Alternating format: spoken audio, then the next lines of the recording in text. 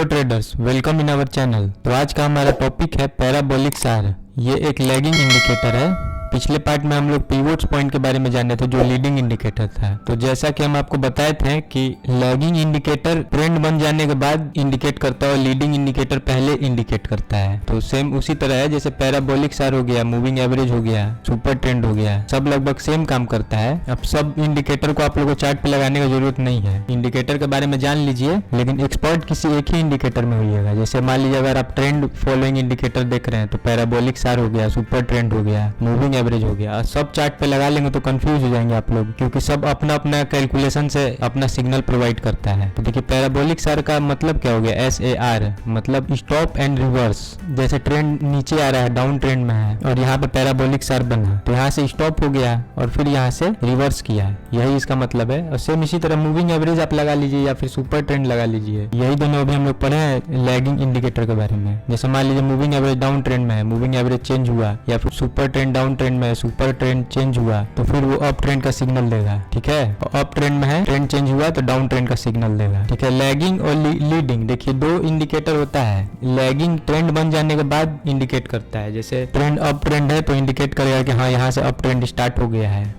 और down trend है तो इंडिकेट करेगा कि डाउन ट्रेंड स्टार्ट हो गया है। ठीक है, इंडिकेटर आप लोगों को पहले बताया था, मार्केट में ढूंढने का तो थाउजेंड्स ऑफ इंडिकेटर मिलेगा आप लोग को। लेकिन अगर सोचिए आप चार्ट पे मूविंग एवरेज भी लगा लेंगे, सुपर ट्रेंड भी लगा लेंगे, पैराबोलिक सार भी लगा लेंगे तो उसमें थोड़ा कंफ्यूज हो जाएंगे। ठीक है, इसे एक लैगिंग इंडिकेटर और एक लीडिंग इंडिकेटर ये दोनों लगा के रखिएगा। आज का हमारा टॉपिक पैराबोलिक सार है। चलिए इसके बारे में जानते हैं। चार्ट पे देखते हैं इसको। देखिए निफ्टी का चार्ट है, सब सेम ही है। देखिए इसमें क्या रहता है, ये डॉट इंडिकेट करता है। तो सब इंडिकेटर जो भी बनाते हैं लोग, अब जो RSI बनाया है वही पैराबोलिक सार भी बनाया है।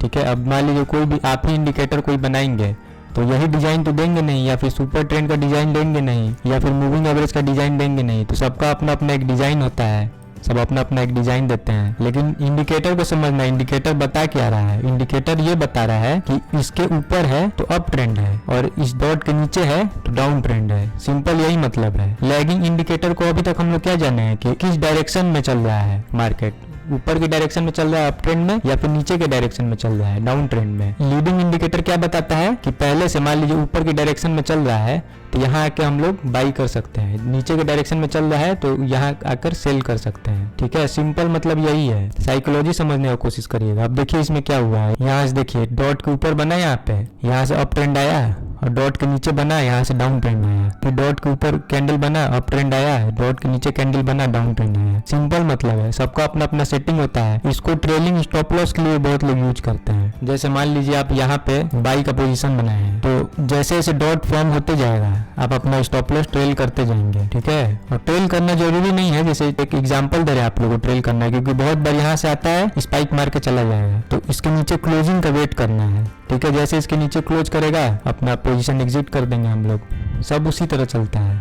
देखिए अप ट्रेंड है और फॉल्स सिग्नल भी बहुत देता है। मार्केट में कोई भी इंडिकेटर हम आप लोगों को पहले ही बताए थे कि 100% एक्यूरेट नहीं होता है। देखिए यहाँ पे डाउन ट्रेंड का सिग्नल दिया, यहाँ भी दिया, लेकिन मार्केट अप ट्रेंड में है। ठीक है, तो उसी तरह मान लीजिए आप यहाँ पे एक लीडिंग इंडिकेटर लगाए होते हैं। RSI यहाँ पे जब नीचे आता, ओवरसोल्ड होता तब बाई करते, लेकिन RSI यहाँ पे नीचे आया ही नहीं होगा क्योंकि तुरंत सिग्नल देकर तुरंत बाई का सिग्नल दिया है। सेल का सिग्नल देने के बाद तुरंत बाई का सिग्नल दिया है। ठीक है, तो एक इंडिकेटर से तो काम करना नहीं, और प्राइस एक्शन भी यहाँ कुछ बनाया नहीं है तो सेल करना नहीं है यहाँ पे।